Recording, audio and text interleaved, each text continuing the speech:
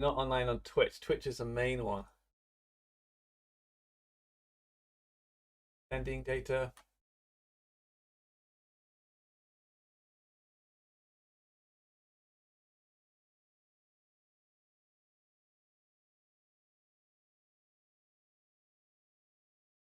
Yeah.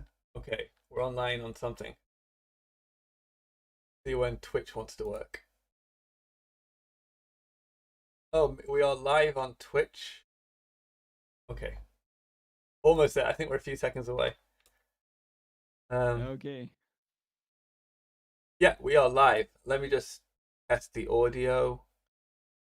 Make sure I can hear okay. See when Twitch wants to work. Can you say something, Nick?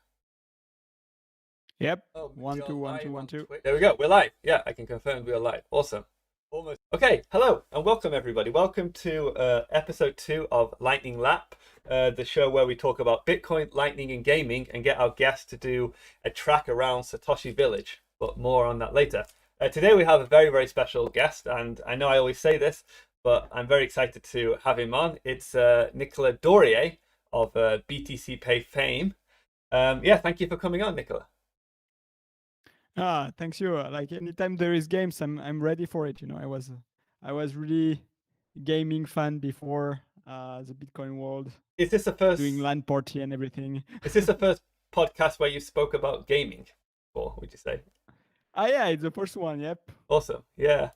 Well, let's jump straight into it. Let's just go straight into gaming. You know, so obviously we're like a Bitcoin and gaming podcast, so we need to give love to both. So yeah, so I guess first question is, what would you say is like your childhood game, the game that really, you know, changed you? It's a hard question because there was actually 2 games. I think the biggest one might be Counter-Strike 1.6. Oh, Counter-Strike. So yeah, like Counter-Strike, I play it like maybe for like, I don't know, 7-8 years. I had my team. I had like a clan, you know, in my city in Lyon. Like we were doing like LAN party and stuff like this. One time we played against like real pro gamers. They like we were completely humiliated. Yeah, I think They really pwned is the word, right? kick us. Really pound, but like something that I never saw before. It was the first time I saw the difference of level between plebs that you play with on internet and like real programmer, and it was quite amazing. Yeah, amazing things.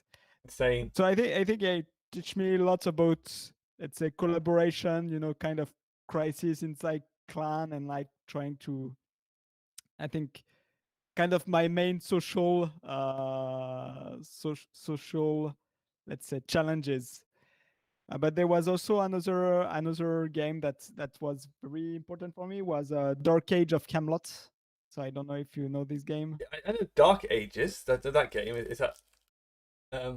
No, so a long time ago, one of the first MMORPG was the Force Prophecy. I don't know if you remember this game. Rings a bell. T4C, and like it was like one server, maybe 200, 300 people, and like after this game there was like this.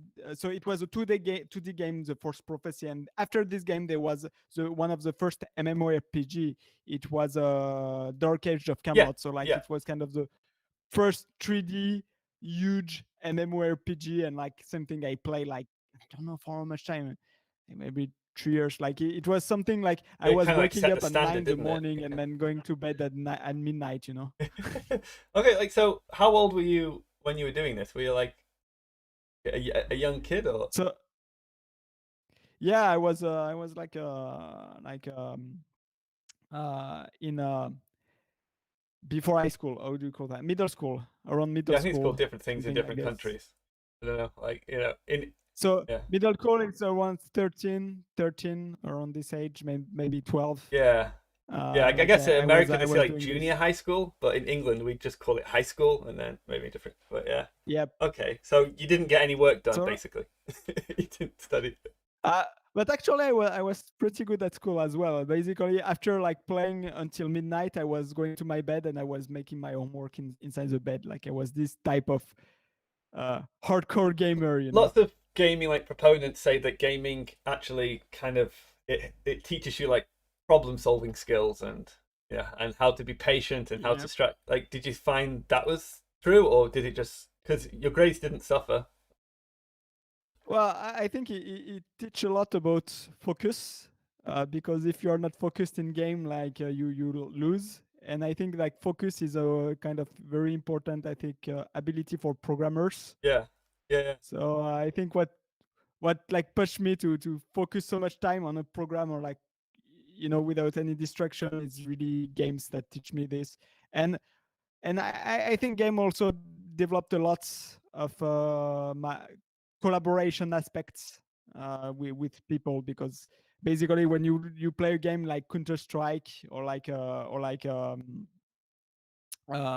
Dark Age of Camelot, you always need like to find friends and collaborate with them, and like handle the crisis and stuff like this. So kind of thi- similar to Bitcoin, right? You kind of make friends and work with people who they have like a strange avatar name, and you don't really know what they look like. yeah, It'd be like yep. like Mr. But Donkey but but 22 but or like something that you've like you talk but to more than your family, and you've never met him or something. yes.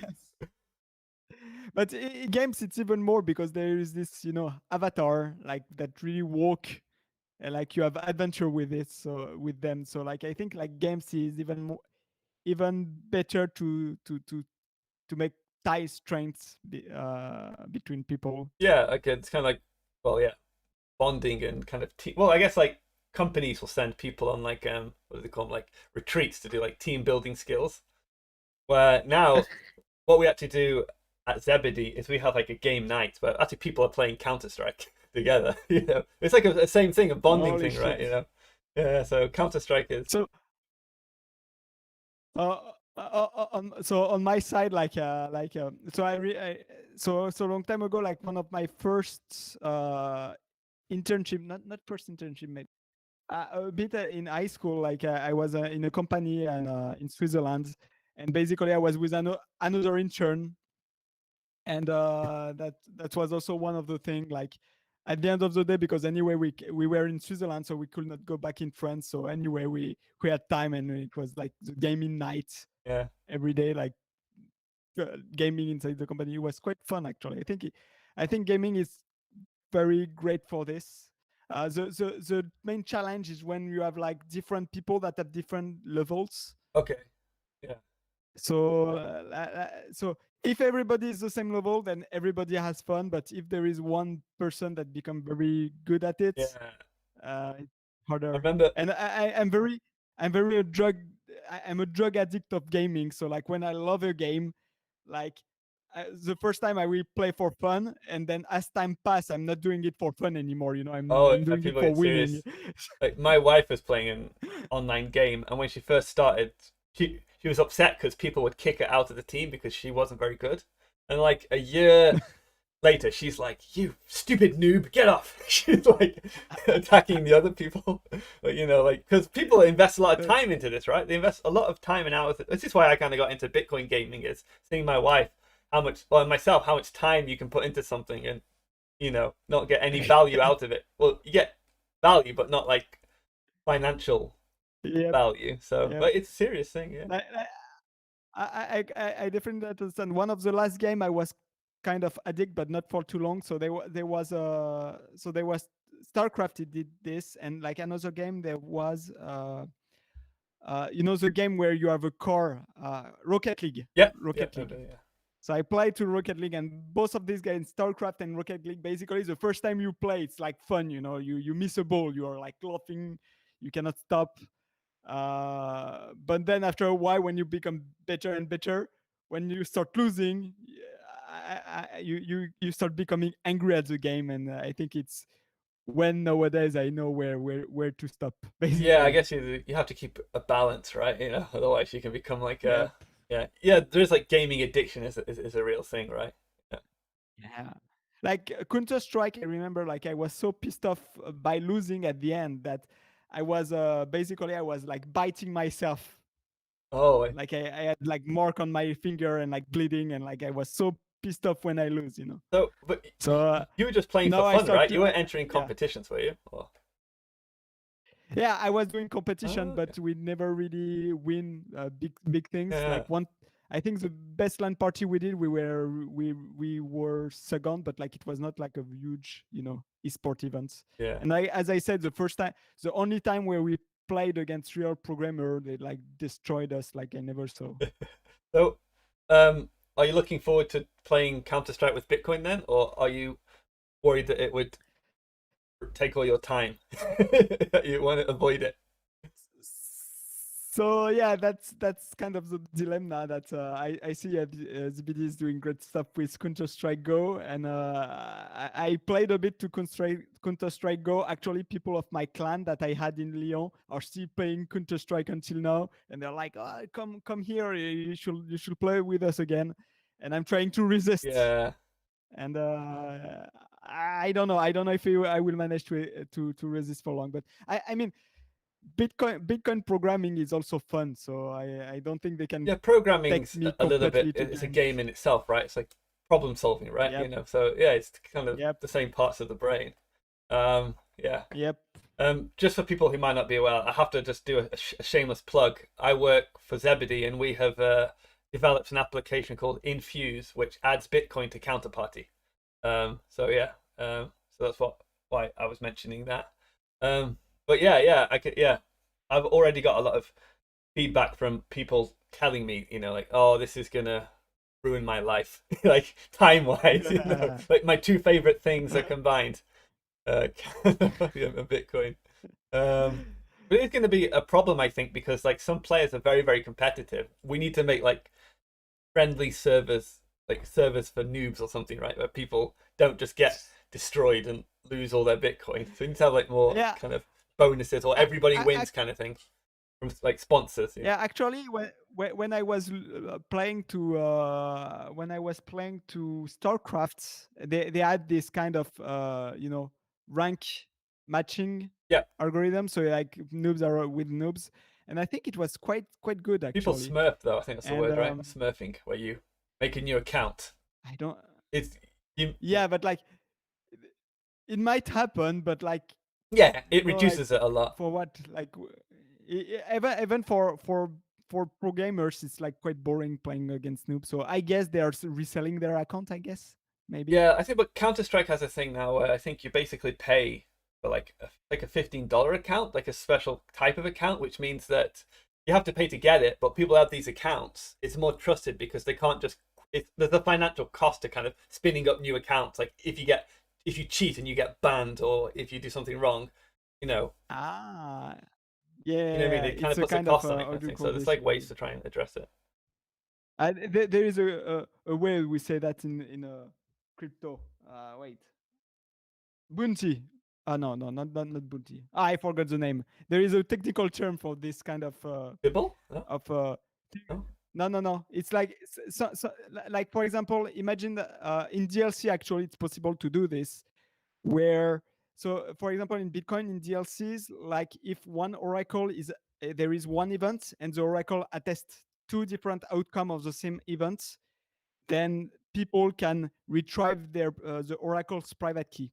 Okay. So basically, to keep the oracle like trusted, what the oracle can do is to put a bounty like of 1 BTC secured by his own key. Yeah.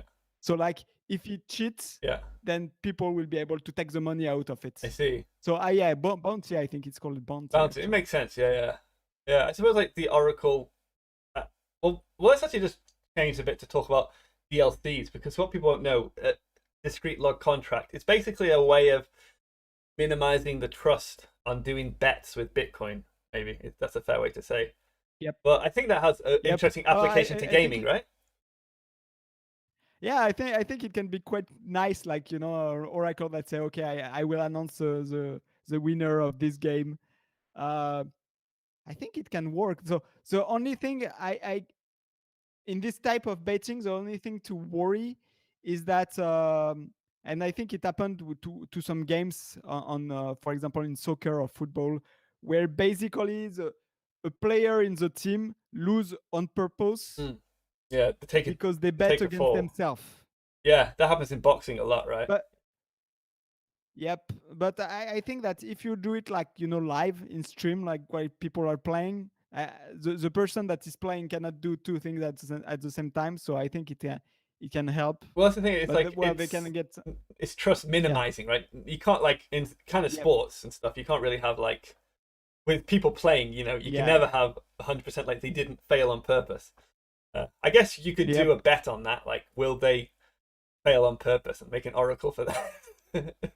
yeah But two clans could pay like, well, there could be a Counter-Strike tournament, right? And then an oracle. Well, people could use DLC to place a bet on who is going to win, and like an independent yep oracle of their choosing would yep then basically um choose, well, give the truth or yeah present the truth to who's won. And yeah yeah, so yeah. So the nice thing with DLC about this is that basically the people that want to make a bet, they don't have to contact the oracle. Basically, the oracle don't even need to have a server. Basically, just have to announce a result, and the announce is like a 32-byte key. So like yeah, the oracle can easily, for example, copy paste that on side the Twitter or whatever. And people that trust this oracle can just decide, okay, let's do a contract between us. And the oracle don't need to be, the oracle don't need to put a server on the middle. Like two sure, pairs can really enter in contract to each other. So yeah. it's, So the oracle I think it's can't go pretty cool for down or gaming. something. Or Yep. yeah. Yeah, and also it's non-custodial, right, as well. So it's a smart Yep. it's like it's basically a smart contract in a way. It is a smart contract. It is. It is. It And definitely is. do DLCs use stuff like is it scriptless scripts in a way where you can't tell a DLC transaction from a normal, like there's no like scripting in there, which makes it Yeah. look like because like before you could kind of do this with like script in Bitcoin, but the transaction would look very different. Is Oracle's Yeah. So DLC's a bit different? with this, it's not so. So the bet looks like a normal multi-sig transaction. Okay, like a normal, yeah. So there is nothing that announced that it's specifically this. So it And can't be like there censored per is se or something. yep, and there is like a taproot. So when taproot will come, basically if the two party like are in good term and do the protocol in good term, then it doesn't even looks like a multi-sig transaction. So that's Yeah, pretty good it's for only if they have privacy. to kind of like, if something goes wrong and they have to like, then yeah. But Yep. if people trust each other and it goes okay, it just looks like a normal transaction with Taproot.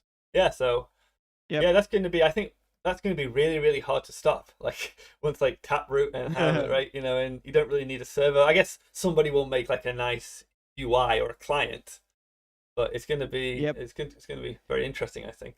Yeah. So yeah, the difficult aspect is always actually it's not the crypto at this point. The difficult aspect is the UX. How to Yeah, make nobody wants people. to place a bet on command line. Yep. Like you don't have a server on the middle because it's trustless. So like how can you make it so people can do it easily without the need of a server in the middle? I think that's the real challenge. Can the Oracle take a fee of this or something, or can they like? I guess that's all about the incentive. If somebody can make money from people playing So DLCs, then I guess somebody would make that so client. the thing is that being an oracle is really costless because basically you're only announcing a I result. see. So like it's hard to ask anything in compensation because the oracle don't even need a server actually. It just only needs the trust. But where an oracle can ask money though is that if the two party, so if there is a bet and the two party agree on the result. Wait. No, sorry. Actually, I'm saying stupid thing. The the oracle have no way of making money on this Okay. case because basically, They just when make the it. Yeah. oracle like announce the results, uh, basically the people that were using the oracle can just use this result to Yeah. unlock The the Oracle doesn't funds. make a transaction. He just releases Yep. a result. Yep. Yeah. Okay. Well, it'd be cool. Like, I think it's. I guess the issue is especially like maybe companies at the moment wouldn't like a nice company wouldn't want to make this and make a nice UI because there's lots of gambling laws. So it would have to be something like a company in, I don't know, like Panama or somewhere, or one of those islands makes it or something, or one of these like there's a few crypto companies like that, right? Who are outside the jurisdiction. Yeah. You would have to wait for them to make a really nice UI UX for people to kind of, Yeah. you know. But then if they do a nice UX, like they still need to, if they are using DLC, they still need to use open protocol. So I think even if you make a website, it's not obvious how to do it in a decentralized way. Sure. Oh yeah, take yeah. advantage of the protocol, because it's like when you are using Ethereum, for example, the protocol might be decentralized, and it's a big claim to say this. But like if everybody is using Infura, like it's not really decentralized. Like No. it's still a server. So like if somebody make a service for DLC, but you still have to use their server, it's kind of the same situation. You're not really taking advantage of the decentralization. Well, maybe somebody aspect. but yeah, then I guess somebody can make it's like a BitTorrent style client you could download, but then you're trusting, the kind of developers of that, and you have to check the hashes, and I guess again, decentralization and trustlessness is a spectrum. I think Bitcoin is doing kind of well, even if it's a bit messy. So the way Bitcoin works is basically there's lots of different protocol, and the nice thing is that there is lots of different clients that talk this protocol. So it's a bit messy from outside perspective. For example, the Xpubs, everything that is Xpub, HGKey, it's very messy. But the nice thing is that every application are talking kind of the same language. So we don't have this one app on the middle, and I think it's pretty cool in Bitcoin. And I hope to see this kind of stuff happening with DLC. So in DLC, people in DLC are trying to make a specification, but right now it's moving a lot. So I'm staying away from it right now. Yeah. But I think once it will be fleshed out and people can start implementing their own. We should give a shout out the people too. I think Taj Dreyer came up with it initially, but SuredBits and DG Labs are the kind of two entities working on it. Is that correct to say? Yeah. I think there is other people from other companies, but the only I know it was Taj who came up with it, right? And was it Taj's research? Sorry, Taj Dreyer's research was DLC, right? Who? Taj. Sorry. Taj, yeah. So just for our listeners, he was one of the authors of the Lightning paper. So he's like the. Yep. So yeah. So but like, yeah, I think so. There is a bunch of people. There is also Crypto Garage that is working on it, and a bunch of people working around it. They are trying to do this specification. I think the specification is a bit early to rely on it at this point. I hope it will. Cool. I think, and then like that's the thing with Bitcoin. Well, do we bother making a specification until Taproot is out, right? And then it just makes it better, right? So it's like not much point doing too much stuff. Yeah.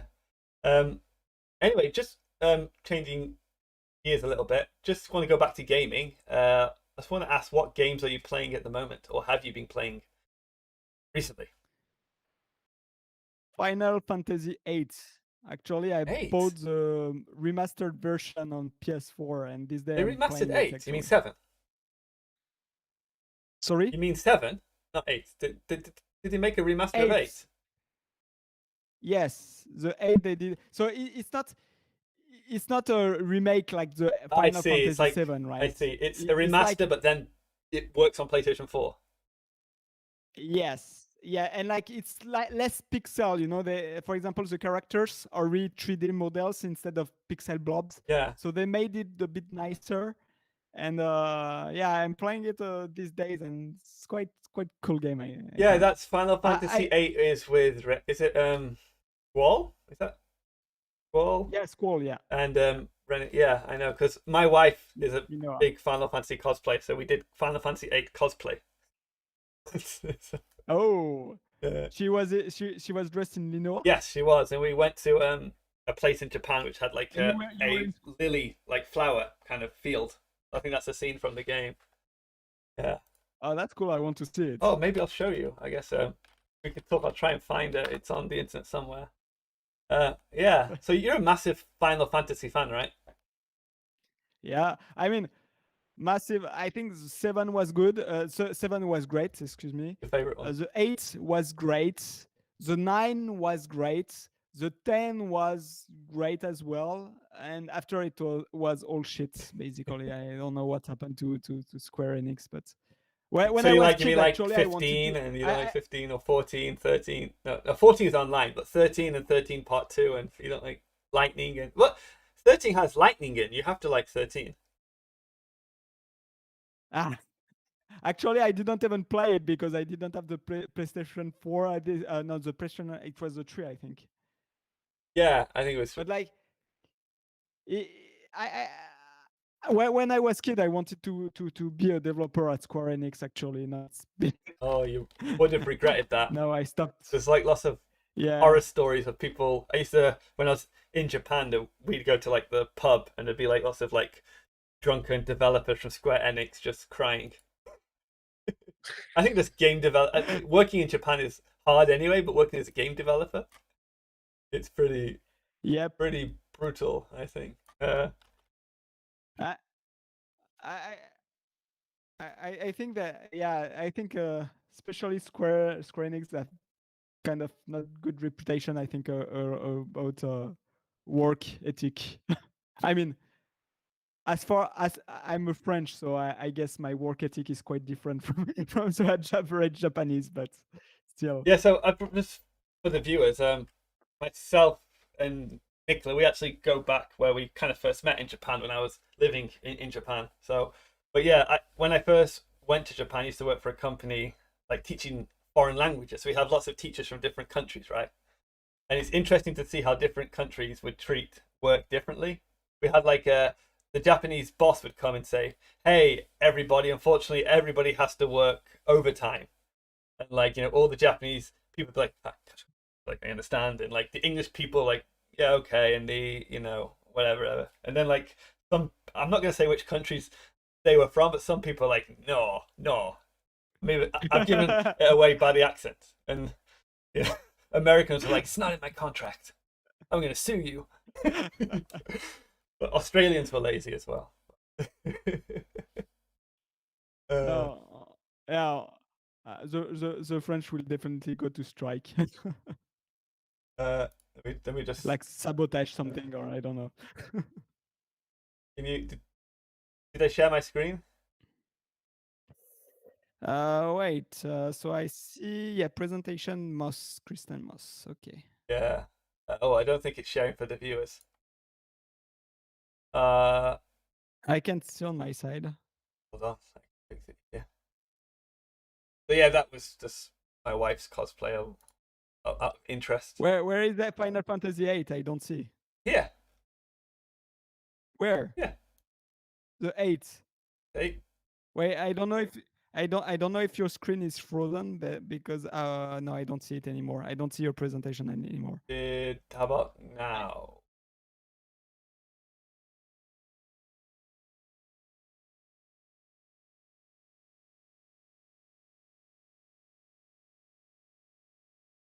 Uh, you No, for now I don't It see doesn't matter. anything. I'll show you later anyway. Okay. Yeah, do so. Yeah. Okay. Okay. Yeah. So. Yeah. So, what the audience might find a little bit interesting is that when we first met, you and I, we were actually both. I guess we were both shitcoiners, in a way. Do you I remember the was not story? shitcoiners on my side. You don't remember the No story? fucking way. Well, when I first met you, Eh? you were giving a presentation on colored coins. Yeah. And Okay, I was okay, giving a okay. presentation on counterparty tokens. So we were both shilling coins and tokens that were not Bitcoin. That's It's the true. dark That's true. history.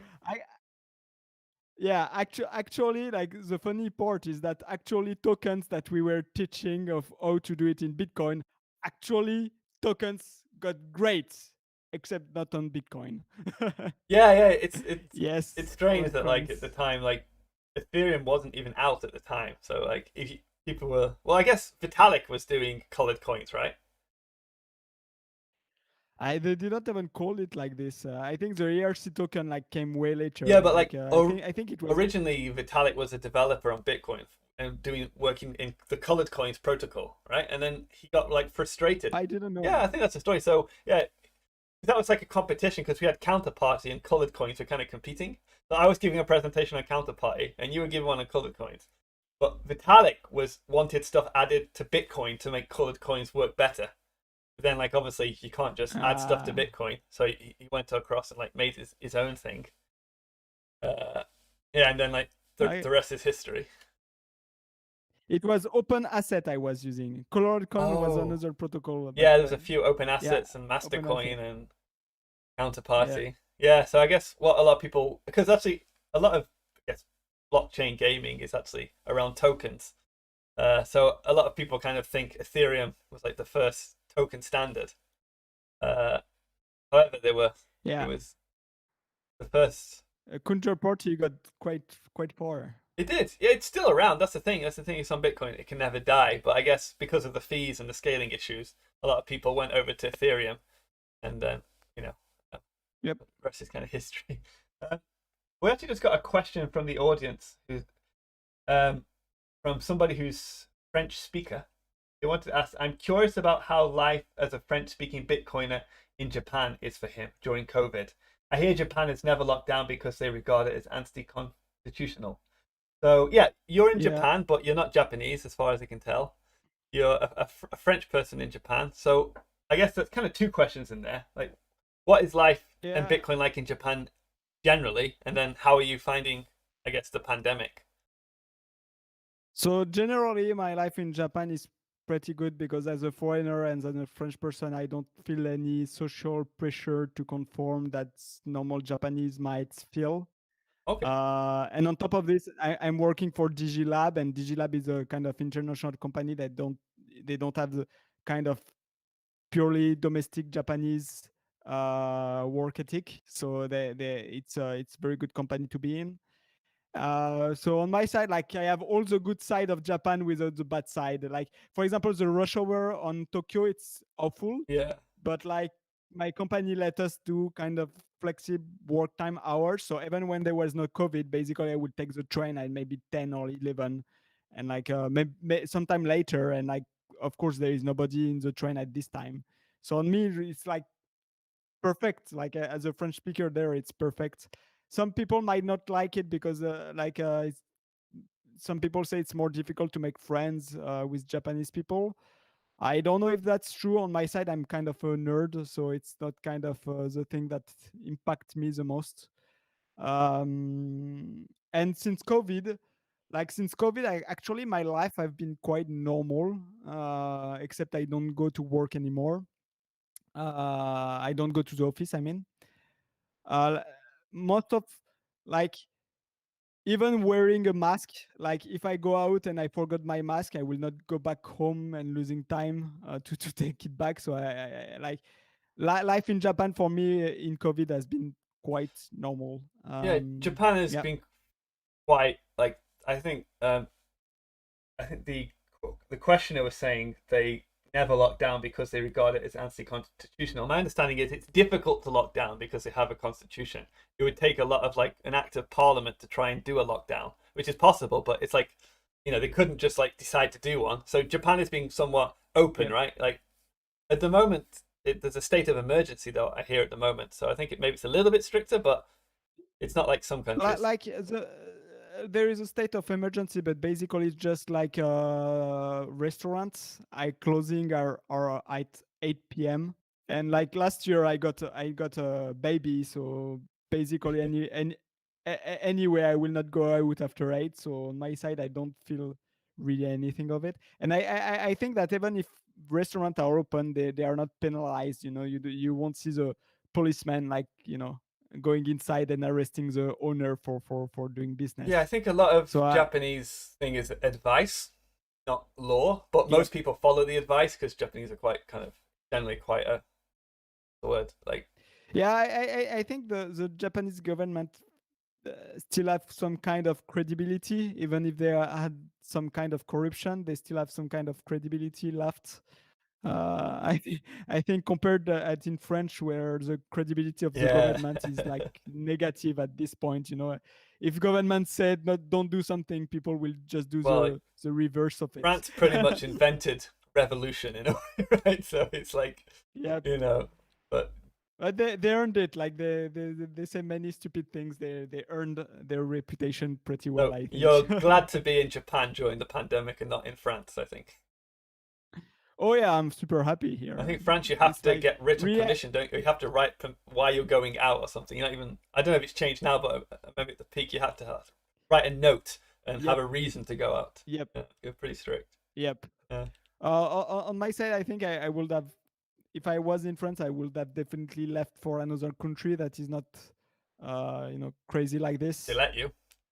But Like my brother, yeah, but like, sorry, yeah. I was gonna say like Sorry. my brother, he went to Bulgaria to visit family. He's English, but now he's not allowed back in England, so he's kind of stuck. So like sometimes, yeah, I know, like, yeah. Well, maybe it's good if Bulgaria is not too strict. Like maybe we'll have a better time He staying said there. like he says quite interesting that so they're like having their first wave or something. So they kind of didn't get hit hard before, but it's like because it's I guess it's like ex-Soviet kind of bloc, that kind of like Slavic mentality. It's like people don't really panic. It's just like, oh, death is death, you know.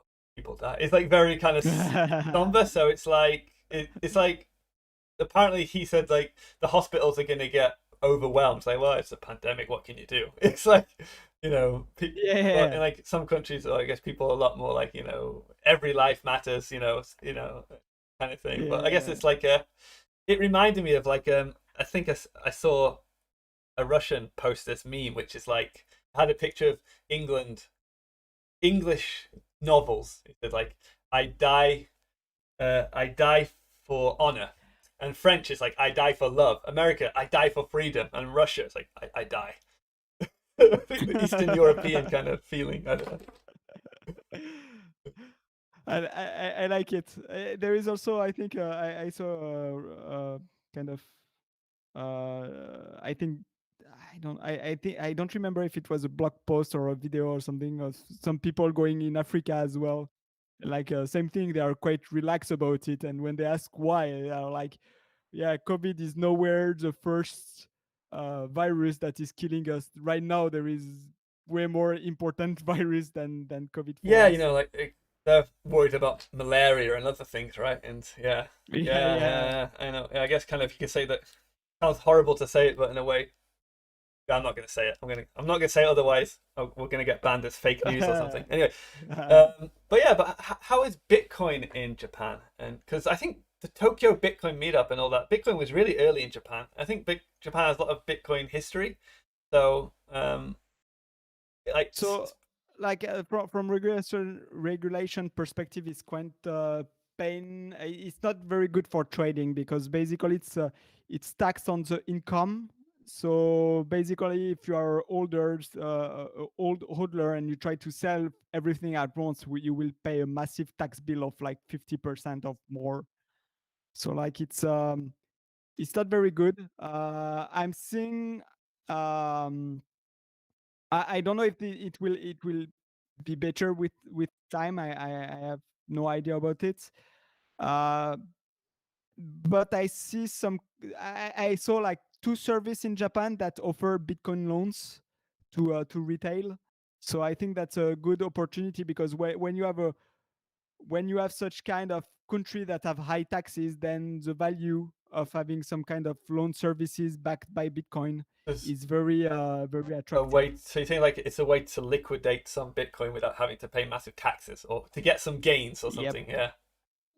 Yep. Like basically, if you need cash instead of selling and paying your taxes, you just borrow it.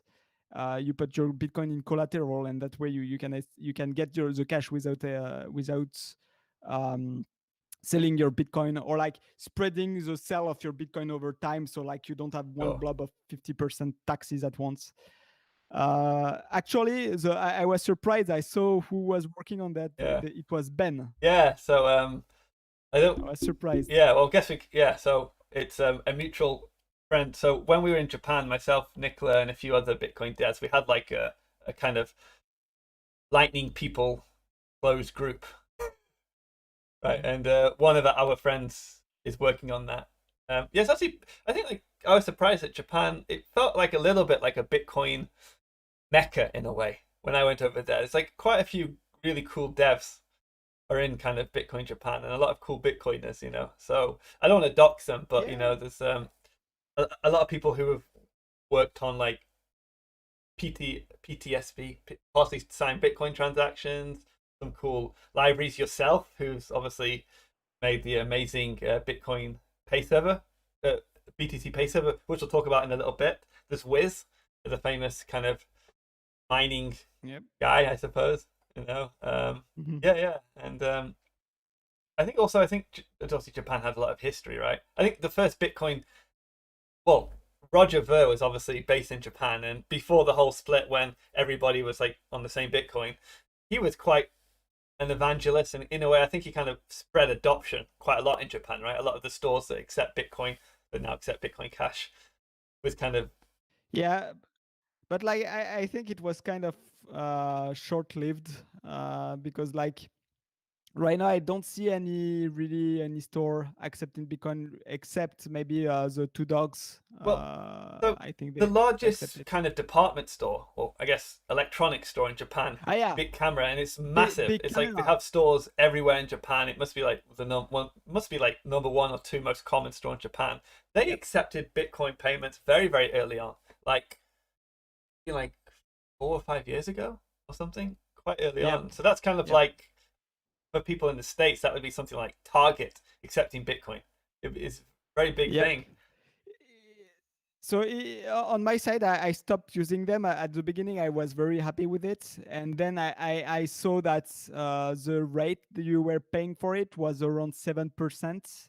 Oh, So basically, when I saw that, I say, okay, I will stop spending my Bitcoin there. yeah, And I think it's not their fault. I think like they are based. So their service provider is yeah, Bitflyer, that is a big Japanese yeah. exchange.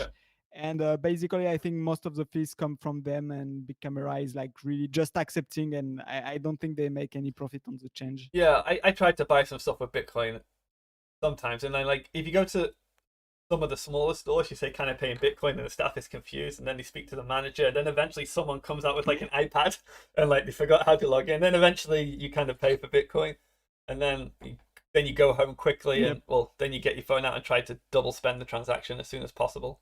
I didn't do that. But yeah, but That- I think yeah, I think so. I guess well, you made BTC Pay Server, which is about people. It's like it's a tool for merchants to. It's an open source tool for merchants to accept payments in Bitcoin.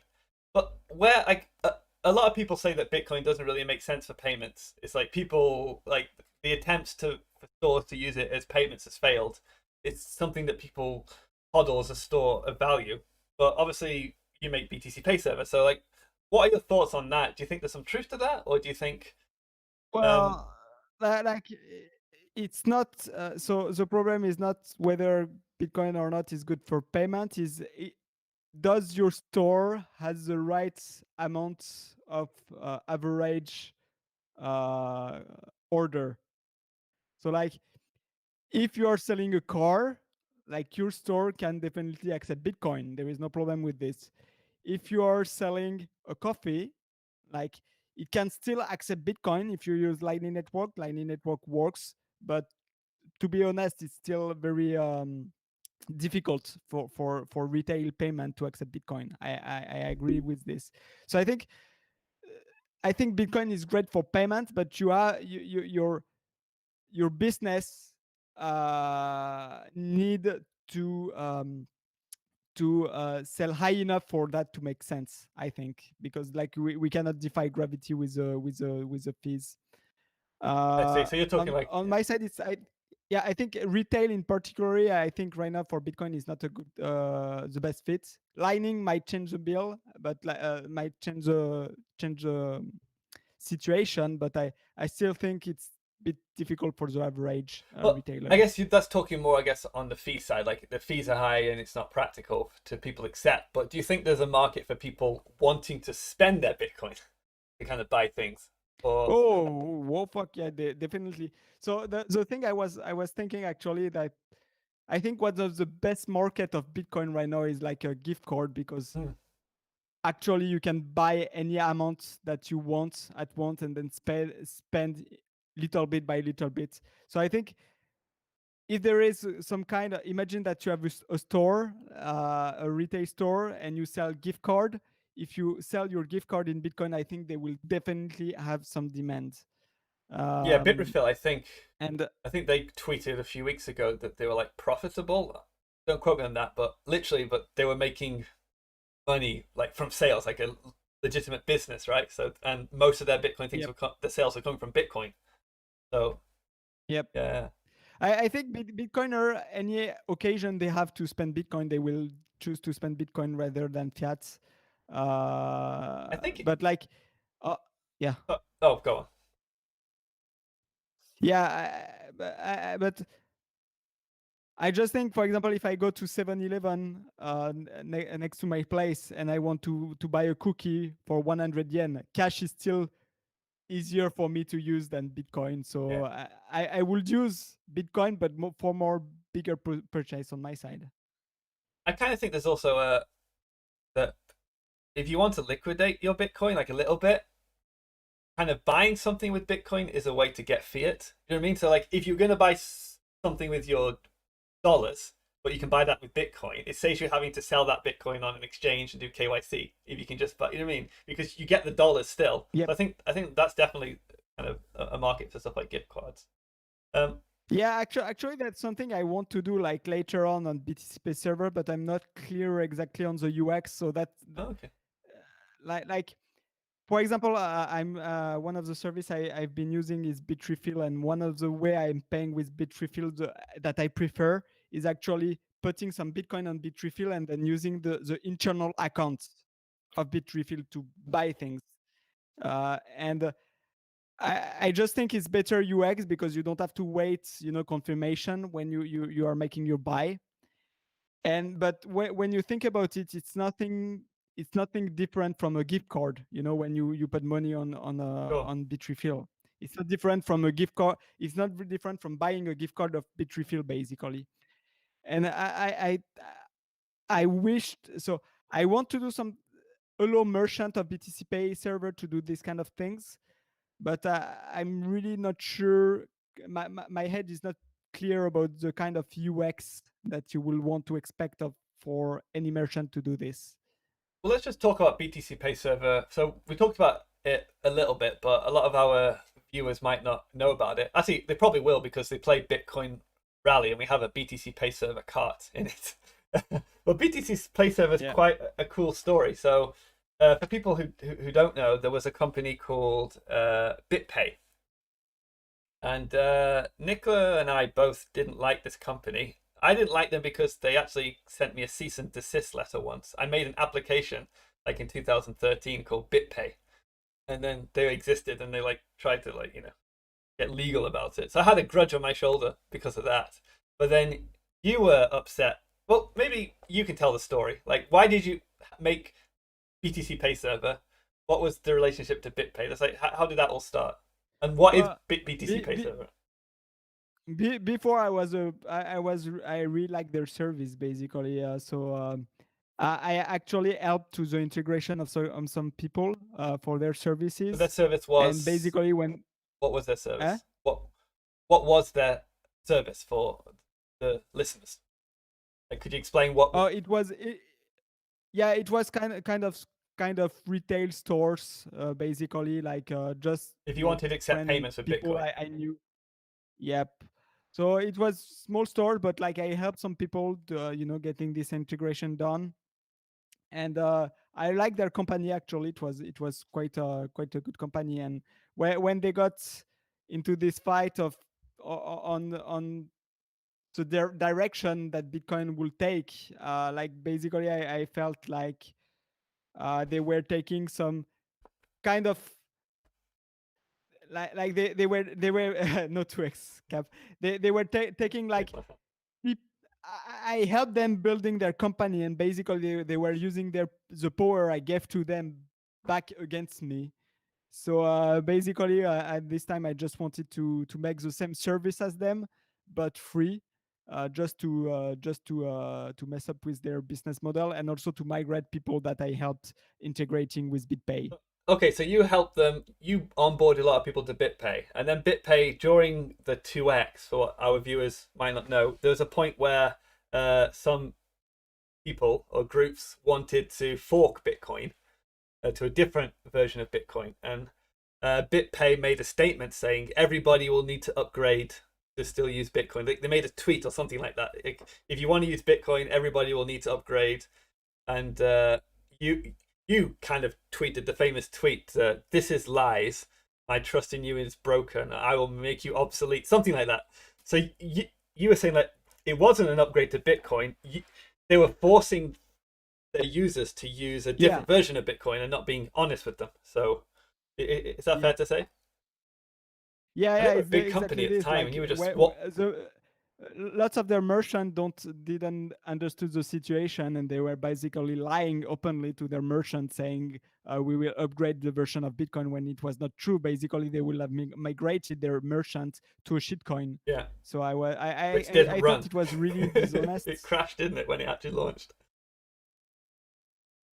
Hmm? It crashed when it launched, didn't it? Yeah. The 2x coin. Yeah, 1 block before the launch was epic.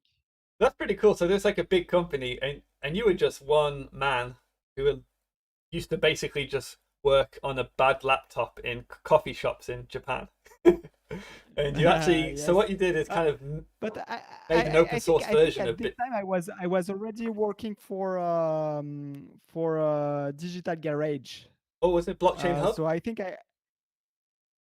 Wasn't it Blockchain Hub at the time, or was it DG? no, I think I was already in Okay, DG cool. So at you got this some time. support from them. Yep. Yeah. So I upgraded my lifestyle from a coder in McDonald's. Yeah, because for 1 year in Japan, basically I lived like a kind of like a nomad, like changing my place every 2 or 3 weeks on Airbnb and like coding on a in a coffee shop and McDonald's. Yeah, I think kind of a little side story is I think what people might not know is that the developer of Wasabi Wallet kind of he did a pilgrimage and he joined you in Japan. So Adam, right, Nopara, I remember like he was a big fan of N Bitcoin, which was a library that he made, and he just decided to be a nomad. He booked a ticket to Japan, and he's kind of like Nicola Dorier, train me, and you just like used to drink beer and hang around and code together, right? So Yep. So at the time it was called Hidden Wallet. Hidden Wallet, yeah, and yeah, that went on to make Wasabi Wallet. Then two successful projects from that kind of thing. Yep. So I was impressed by Nopara because like lots of people have ideas, but like they it's easy to have idea, but like what really matter is like if you are ready to to keep working on this idea for long and long time until yeah, it's go off the ground. And when Nopara came, basically with Hidden Wallet, it was very far yeah, he wasn't really a you know programmer then, or he didn't really know C sharp. He kind of was learning everything from then. I kind of felt, but yeah yeah I think he kind of learn as he goes, pretty cool. and he was very far from what Wasabi is doing, but like basically he continued like for 1 year maybe before Wasabi is even done, and it's just you know what's important is less the idea and more how much time you can focus on it. And like Wasabi Wallet is not it doesn't have a sudden success. He worked for a long time before even that becoming popular to other people. Yeah, cool. Let's go back to BTC Pay server. So BTC Pay is an open source kind of merchant tool where anybody can kind of accept Bitcoin. You host it yourself, so you don't rely on a third party. It's really easy to set up. I actually have a BTC Pay box, which is literally I plug it in. I just plug it into my router, and then it took about a day to sync, and then I can just accept payments via BTC Pay and without any third party. It's really cool. It's like what are you currently like? What's the status of BTC Pay? What's like the main focus the team are working on? It's not just you anymore. There's a whole team of people. Like, what's going on there? So Right. So this last year we tried really to work hard to open up the core of BTC Pay server. So the vision of BTC Pay server is that we don't want a kind of walled garden where BTC Pay server is doing everything. Basically, we want a kind of core that works fine, and we just want people to build on top of this core, a bit like WordPress. WordPress is not doing lots of things, but it allows like plugin or like people to develop on top of it and adding their own value to the product. So last year was kind of this year where we tried to develop the API to do almost everything that you can do by click on BTC Pay. You can do it via API. We still have some ground to cover, but it's going very well. There is a Cooks that works on the plugin system of BTC Pay server, so you can put your own code running inside BTC Pay server to extend some functionality inside. There is the BTC Pay server Docker installation. For those that who know what I'm talking about, it also allows to deploy other software than BTC Pay at the same time, for example LND or Bitcoin Core, very easily. So like the main focus last year was about making it possible for people to build on top of BTC Pay People server. can make they can make apps for BTC Pay server pretty much. Yep. And like right now, like I think we were pretty good in this goal. And then next year, I think one of the main point will be improving the user experience. Some part are kind of bit rough. One thing I would like as well is doing better with integration. So like we have lots of integration in different services, but the documentation and the repository are big splattered around, and some of them are not very well maintained. So I would like to kind of a way cleaner way of doing all this. And after that, what is going? So we will continue the development of the Greenfield API to open up the core feature of BTC Pay servers. And Greenfield, yeah, is it? That's just it makes it like an open API, right? That people can use to build applications. Got you. Yep. So we'll continue developing that. So people can make like a BTC Pay wallet or something, or they can make their own custom UI for BTC Pay, or maybe they could. Yep. Nice. Yeah, they can do this already. Yeah. Like we really want people to give the hooks they need to customize their BTC Pay server, either themselves or like imagine that you are a freelance and you think that lots of people are having demand of feature of BTC Pay server. You can help developing this kind of plugins. BTC Pay server in a way is kind of becoming like Bitcoin and WordPress together in a way. Yes, yes, the WordPress of Bitcoin, basically. Yeah. And there is another thing I would like to do. So one thing is, but I don't know if I will do this year. Is I talk about it like a gift card for shops, like so. Shops can easily have this kind of gift card system. I think it's very important, but I still need lots of reflection on how it will look UX wise. So much stuff to do. And yeah. And I also want to improve the accounting system, because right now one of the big hurdle for merchants is reporting your sales to your book. Like I got you. Imagine that you're a merchant, you sell on several places, then you have some part of your balance that is on a Lightning network, some other part of your balance are on chain, and then you need to properly match everything and be sure that your books are balanced. And I think we should improve like kind of the analytics tools for. I guess somebody could make like a QuickBooks plugin for Pay or something. Because like we have one actually, but it's only for like freelance. Oh, okay. Well, yeah. Well, I think like QuickBooks they have it like that for like other like bank plugins. It plugs into your bank. So for BTC Pay, it's like your own bank, really, right? So makes sense. Yeah, it's quite hard because like all jurisdiction have different kind of standard of tax, and like we are not tax expert, So I think we will not go to the integration of specific tax tools Sure. directly, but Well, at I mean, least like, you let having a way people to make the plugins export for you, right? what is always useful. Yeah, but I mean, like, other people can make Yep. the plugins themselves, right? So you wouldn't have to build Yep. that. You kind of just build the tools for it. Yep. You also kind of, I think Yep. before we start the stream, you were speaking about somebody, a coin jerk, is experimenting with a Twitch streaming thing for BTC Pay, right? Like Yes. for Twitch, they can use BTC Pay to accept tips on their stream or something. Sounds pretty cool. Yep. So CoinJerk is a project that's Aperture. So it's one guy in the BTC Pay server community is working on, and it's basically a service where you can use your BTC Pay server for receiving tips during your live streams, Pretty cool. and then it integrates with Twitch, so you can have some kind of pop-ups coming on or like stuff like this when somebody sends you money. So right now it's a bit underground project. Like he didn't advertise too much about it, but I hope that's Yeah, try to push I him just to do shared this the because it's website really on the exciting. stream a second ago. So yeah, Yep. but yeah, it sounds cool. Like I said, I think once you just have the API and the tools, you just let the community build stuff. It's like Counter-Strike in a way, right? They let people build mods, and then the game stayed alive.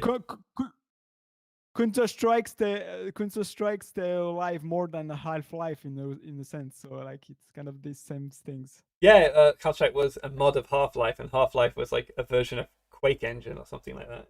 But because Quake opened up, it's all about being open, right? If you want to exist and flourish, you got to be open. Okay, cool. Anyway, so we've actually been talking for about an hour, and I know you have a wife and a kid and everything, so let's get on to your lightning lap. So for people who don't know, this is a part of the show where we have for Mint Gox, which is our like monthly Lightning esports, one of our popular games is a Bitcoin Rally, which is Mario Kart with Bitcoin. So we do kind of monthly tournaments and online races where anybody can join and play. However, we've decided to do a Lightning Lap segment where we get a Bitcoin celebrity to do like a fast track time, and we rank them on the leaderboard. So I'm just going to share the leaderboard at the moment, and we can see the current winners are. We've only had one episode, so this is the second episode. So at the moment, we have in third place No Coiner Ned with 76 seconds.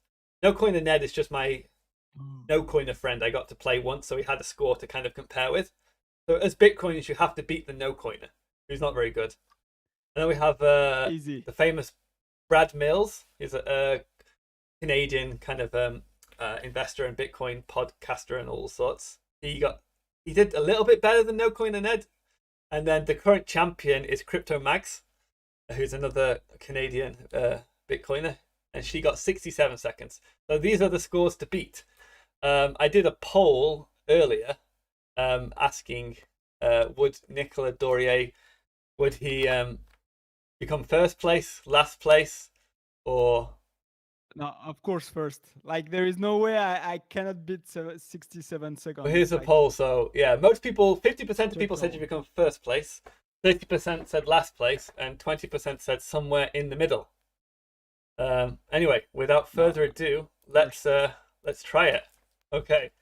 So how it works? I voted, but I voted myself on your poll actually. Did you vote first? I assume you voted first. So I'm going to open the game now, and Nicola's going to join the game, and I'm going to stream the game, and Nicola is going to do 3 laps of the track. And yeah, and then his best lap time will be submitted. So let me just make that game for you. Hold on.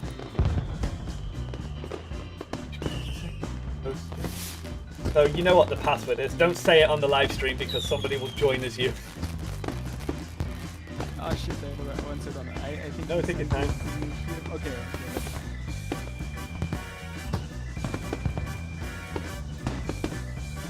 Okay, I'm ready. Okay, let me just resize this. How can I place this? Okay, you can join the game. The game should be there. Okay, I'm ready. Okay, I'm just gonna check, make sure we're okay and no one's asking any questions. Oh, we got some questions from the audience, but I'll ask them I'll ask them after you've done the event. If anybody is watching, can let us know if the sound is bad or something. We'll adjust that. Anyway. So your sound sometimes is cutting down. So I think the quality is. Yeah, I think you're because you're streaming a lot, you're losing things. Yeah, hold on. I think the. But that's kind of. I think I'm just gonna turn the game music down a little bit. Because I think that's overpowering. Anyway, I'm gonna start. Are you ready? Yeah. So you won't be able to see your lap times. I'll be able to see them, and I will announce them at the end. So. Okay. Let's go. Professional gamer, Nicola Dorier, should ace this. Yep. I Though when I was playing, real Counter-Strike and everything, I had the good keyboard and like the right mouse and like the right mouse pad and everything. Right now I'm like in my poor laptop, But well, I will still win. Did you customize your cart? I didn't know. I thought I could not. I wanted the BTC Pay card. Wow. No, I mean like add the tuning, right? You can add speed and acceleration. Oh yeah. Okay, good. Yeah, Crypto Mags forgot to do that, so she wants to come on again and have another try. Let's see, that's very good. Wow. Okay. No crashes yet. So far, it's a perfect. Oh, very tight corner. Very nice. Yes. Like good. This is the hard part. Like this fucking. Yeah. No, I find perfect. just before the barn is the difficult part. I find because it's quite a tight turn. Okay, coming in the last part. Watch out for the cow. A cow might appear sometimes, right? Yeah, you I haven't know. crashed once. This is impressive. I raged quite a lot. You might actually. You could set the community score, which is 44 seconds. Okay. Okay. 2 more laps. The first lap is right the now. slowest because you start from 0, right? So this lap should be faster because you're starting from a speed. Yeah, but I didn't crash. Normally, I always crash. I'll let you focus.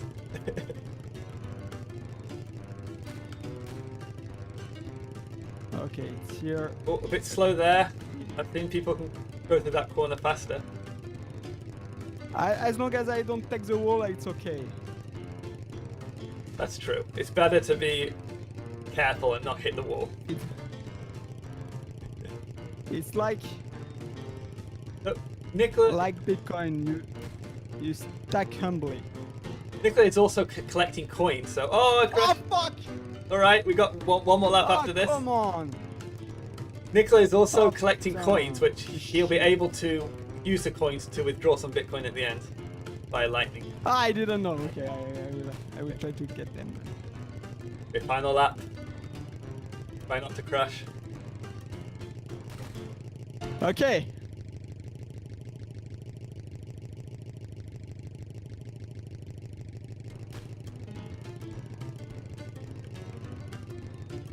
Okay, no, it was okay. It wasn't a big crash, but snipped it. It's okay. It's okay. It didn't impact my speed. Nice boost.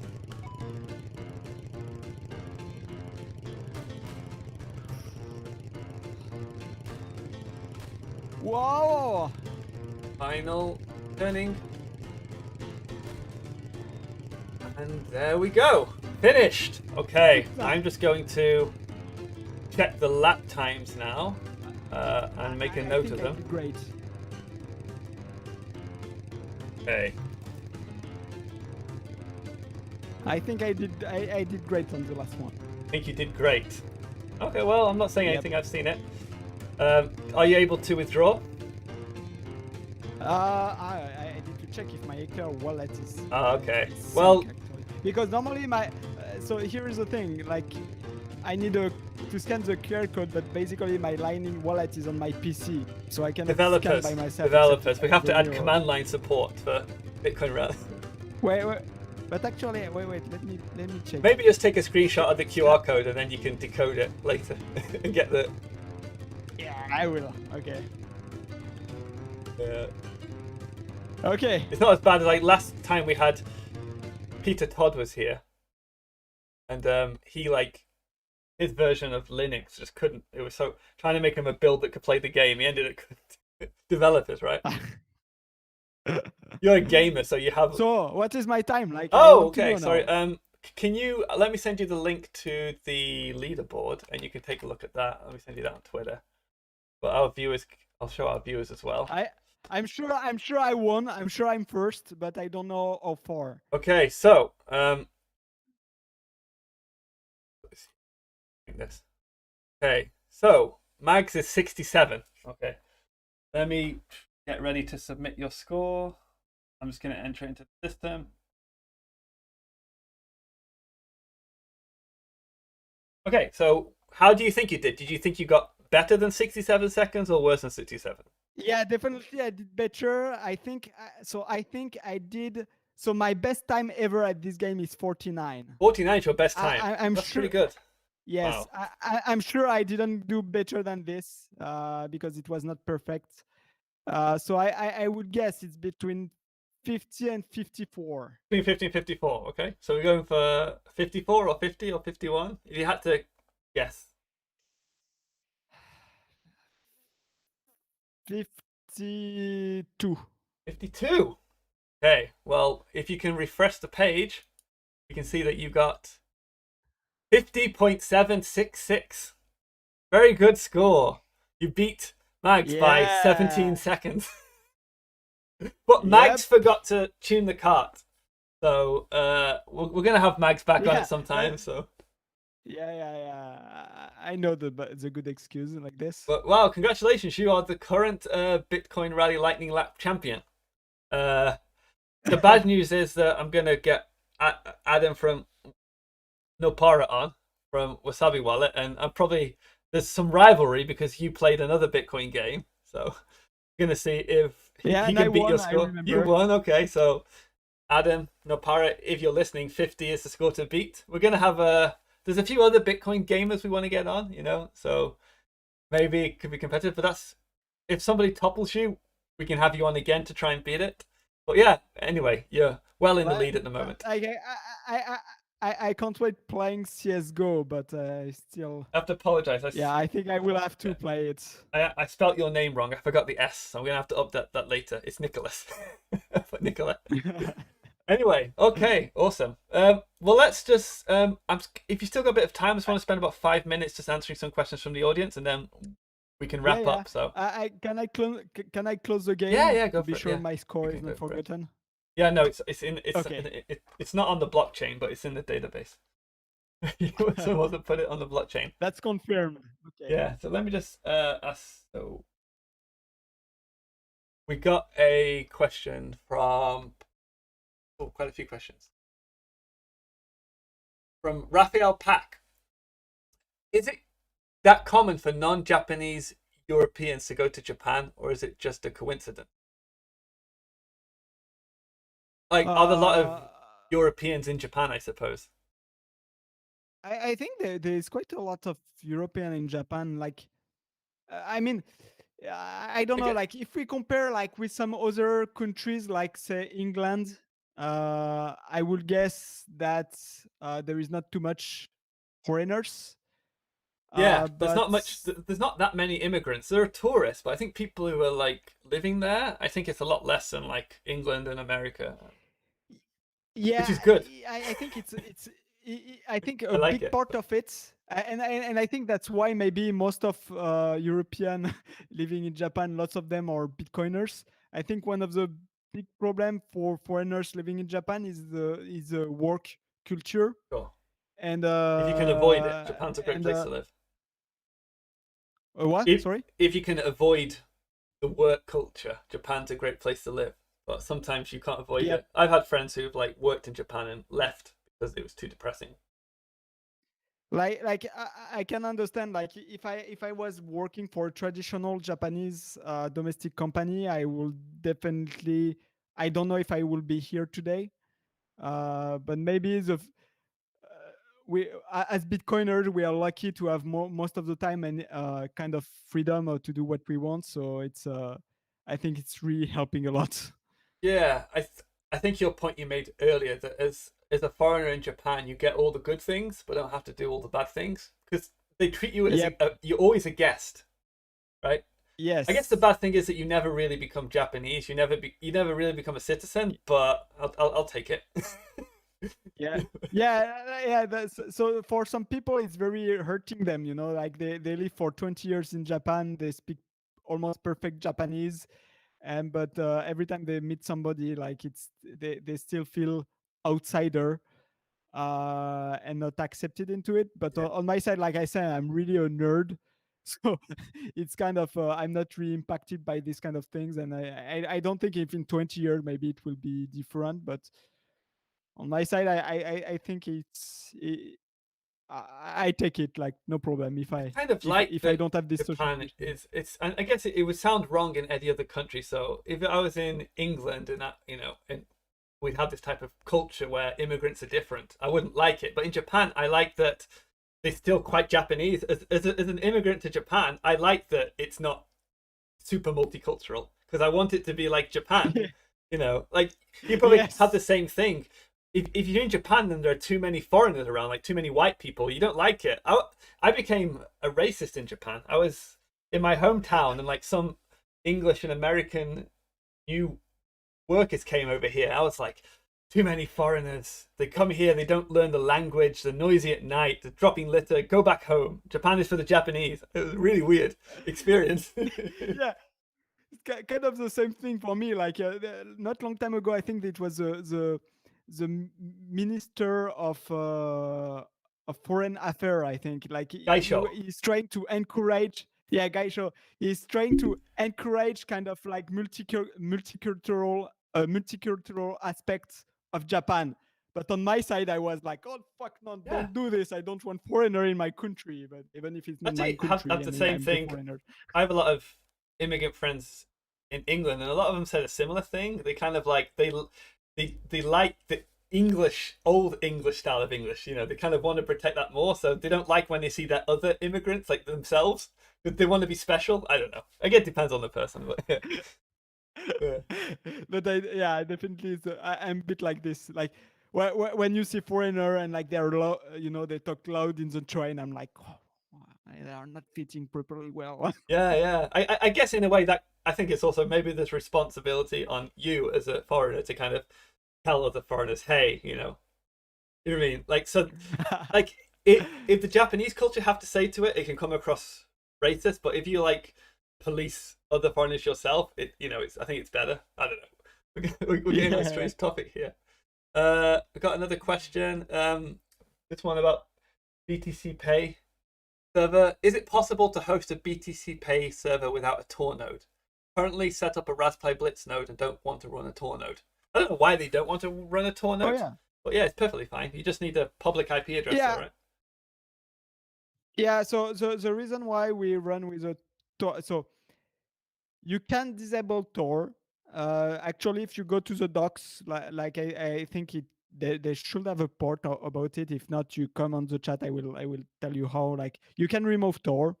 The reason why we are using Tor on BTCP server by default is that there is no down. There is not really downside of it, especially if you are like for example Chris, you have a BTC Pay box that you can Yeah, easily plug at home and it works directly. The fact that it has a Tor address means that even if you are outside of your home, like your office or a coffee shop, you can still access your BTC Pay server at home without having to configure yeah, your router or like doing crazy stuff. yeah. So that's why we actually Tor is less. We activated it less for privacy and more for being able to connect from wherever you want without any configuration. Yeah, I think But you can that's a disable if really you don't cool want it. feature of Tor, which is like accidental, right? And it's not the original Yep. thing, but yeah, it lets you have things that you can plug and play. But I guess if somebody is running on their own server like Amazon or something, then they might not necessarily need that because if they're using like EC2, it's probably they're going to have a Yeah. public thing, so they lose the privacy benefits. But if you're running off Amazon anyway, right? Amazon can see all your logs, Yeah. and Yeah. Tor just, I guess it's a Yeah. bit slower than not Tor, right? Yeah, like a performance hit, I suspect, because you got to go through the Tor Yeah. network. Like on my side, I don't choose Tor if I don't need to because it's like you said, it's way more latency, so it's less worst experience. I try to find other kind of system than Tor for being able to connect tunneling? through the router Yeah. like this. Tunneling, Yeah. yeah. But everything I found out, basically, I was like, it's more complicated to set up, and you still need a server outside. And if you rent a server outside, why don't you put just BTC Pay server there instead of your home? Sure. So yeah, that's why I actually I just use Tor right now. Cool. Awesome. Yeah, well, I think that's wrapped up on the questions. Yeah, so if there's anything else you would want to talk about, if you have any final words, or where can people find out more about you, the floor is yours. Well, like yeah, if you want to know more about BTC Pay servers, the best place I guess is or Twitter, like BTC Pay server handle. We have a website as well. We have a chat that you can jump in. So we have a chat on Mattermost, so chat.btcpayserver.org. It's very lively by the community. So if you have any question or any problem, you can jump to there. Like I'm pretty sure somebody or me will reply to it. Then if you want to follow me on Twitter, I'm Nicola Dorier, and yeah, that's I that's think the about next it. step is to try and get other BTC Pay community members playing the game, so we can do a lightning lap with Britt Kelly or Cooks or Rockstar Dev. So as long as they don't beat me, that's fine. I don't think they wouldn't dare beat you. Maybe they find their funding is cut. Yep. Okay. Well, thank you. I have the power. Thank you very much for staying up late. I know it's a bit late in Japan. And yeah, thank you so much for your time. Really enjoyed that. And yeah, have fun being the current champion. Thanks.